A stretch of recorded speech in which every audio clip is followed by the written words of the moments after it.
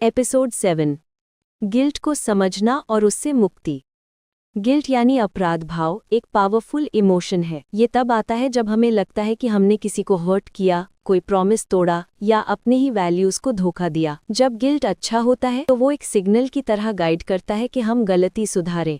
लेकिन जब गिल्ट हमेशा रहता है, गलत जगह होता है या बहुत ज्यादा हो जाता है तो वो हेल्पफुल होना बंद कर देता है। वो एक बोझ बन जाता है जिसे हम कैरी करते हैं, एक बोझ जो चुपचाप हमारी एनर्जी, खुशी और सेल्फ वर्थ को छीन लेता है। गिल्ट यानी अपराध भाव दो तरह का होता है, हेल्दी और अनहेल्दी।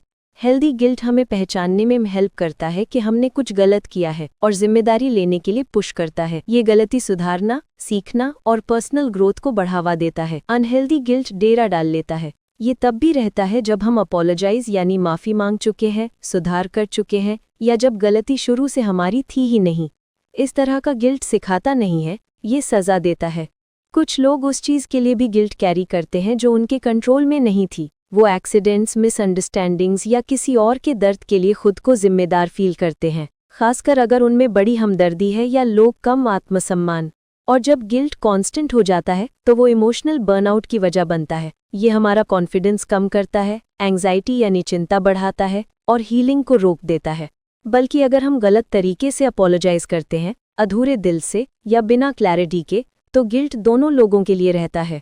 कुछ एग्जाम्पल्स देखो। एक फादर काम की वजह से अपने बच्चे का स्कूल प्ले मिस कर देता है। वो माफी मांगता है पर महीनों बाद भी खुद को सजा देता रहता है, भले ही उसका बच्चा बहुत पहले मूव ऑन कर चुका हो। एक वुमन अपने एक फ्रेंड के क्राइसिस के लिए खुद को ब्लेम करती है, कहती है अगर मैं उस दिन कॉल कर लेती तो, जबकि वो चीज़ उसके कंट्रोल में कभी थी ही नहीं। एक स्टूडेंट जिसने एग्जाम में चीटिंग की कन्फेस करता है, कॉन्सिक्वेंसेस एक्सेप्ट करता है, पर फिर भी उस मोमेंट को रोज रिप्ले करता है, खुद को माफ नहीं कर पाता। ये एक्सपीरियंसेस कॉमन है और दर्दनाक है, लेकिन ठीक होना पॉसिबल है। और ये शुरू होता है अपने गिल्ट को पहचानने से कि वो असल में क्या है। गिल्ट से ठीक होने के सिंपल स्टेप्स। 1. अपने आप से पूछो, ये गिल्ट हेल्दी है या अनहेल्दी? नुकसान सच में हुआ था? क्या ये इंटेंशनली यानी जानबूझकर किया था?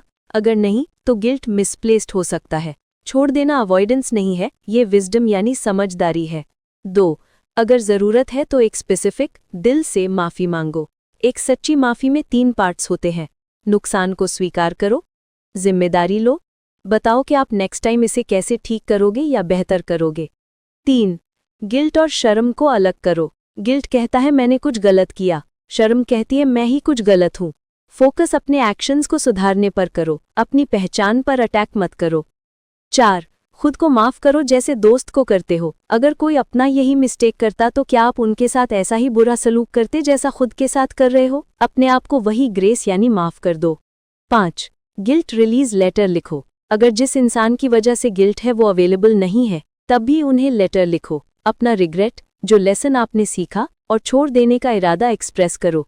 उसे सेंड करने की जरूरत नहीं है, लिखने का एक्ट ही हीलिंग है, यानी ठीक होने का एक उपचार है। 6. गिल्ट को गाइड बनाओ, जेल नहीं। अगर सीखने के लिए कुछ है तो सीख लो, फिर अपने आप को आगे बढ़ने की इजाज़त दो। गिल्ट को आपको ग्रोथ की तरफ पॉइंट करना चाहिए, ना कि सेल्फ पनिशमेंट में रोक के रखे। असली टच यही है, गिल्ट यूजफुल हो सकता है, पर सिर्फ तब अगर वो हीलिंग यानी जख्म भरने की तरफ ले जाए। अगर वो ऐसे ही पड़ा रहा तो वो एक हैवी बर्डन बन जाता है जो आपका इमोशनल बैलेंस खराब कर देता है। जब आप सीख जाते हैं कि आपको किस तरह का गिल्ट फील हो रहा है, सच्ची माफ़ी मांगते हैं और खुद को माफ़ कर देते हैं, तो आप अपने आप को एक पावरफुल गिफ्ट देते हैं। अपनी गलतियों से दब जाने के बजाय उनसे आगे बढ़ने की एबिलिटी। तो आगे बढ़ो,